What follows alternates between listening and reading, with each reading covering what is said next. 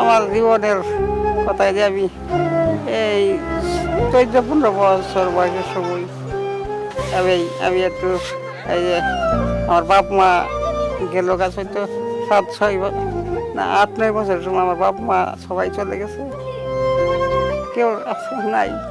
পরে রানা নানি চলে গেছে, মামা মামি চলে গেছে,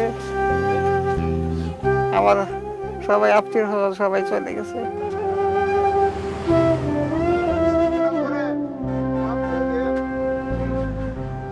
আল্লাহর প্রতি আমি এই দুনিয়াত আর কি, এই দুনিয়াত কিছু আল্লাহ আখেরাতে আমি যদি আল্লাহর কাছে আমি ইশারে এসে নামাজ পড়ি, আল্লাহ যদি দান করে জান্নাত, আমি জান্নাত ছাড়া আর কিছুই চাই না। আল্লাহর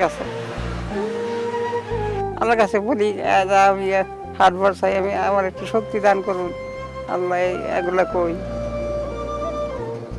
সবারই শক্তি দান করুন আল্লাহ। আমার মতো যারা আমার মতো আরো আমার সাথে যারা অসল যারা এগারো আল্লাহ তুমি ভালো করবার কই, আমার আল্লাহর কাছে দোয়া চাই। তার বাপও চলে যায়, তার মাও চলে যায়, তখন নানা বাড়িতে সে অবস্থান করে। তার নিজস্ব কোনো তার লোকজন নাই, তার মামা নাই, মামি নাই, বাবা নাই, ভাই নাই, বোন নাই, হ্যাঁ সে একা লোক। খাইতে পারে, নিজে খাইতে তো খাইতে পারে না। পোলাপান আছে, আমার ভাই আছে একটা, দুই ভাই, আর ওইদিকে এক ছেলে আছে, ওইদিকে 2-1 জন আছে, ওরা আইসা শোয়াই দেয়, কাঁথার অনেক গায়ে দিতে পারে না। আমরা লিখতাম, ষোলোর সময় লিখতাম, মাদ্রাসায় যেত, লেখাপড়া করতো, কিছু দূর যাইতে যাইতো ফটকে বয়ে পড়তো, আবার কিছু দূর যাইতে যাইতো ফটকে বয়ে পড়তো। এই অবস্থা করে ওই পর্যন্ত চলতেছে। বলে আস্তে আস্তে আস্তে এমনি ডাক্তার কবিরাজ বহুত দেখাইছে, আর্থিক নাই, সহযোগিতা করার মতো কেউ নাই।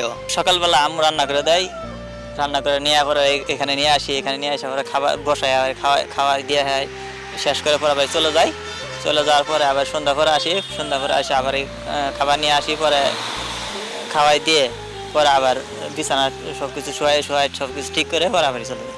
আগে ওই যে দর বই থাকতো ফির আমাদের গাড়িওয়ালারা টেটোয়া দিয়ে গেত, অনেক বছর ধরে হতো না, পুনাই বান্ত হবো সম্পগুলো বই থাকা হয় না, তাহলে ওরা কত গাড়ি নামে টেহা দেওয়া যায় আর কত গাড়ি চলে যায়।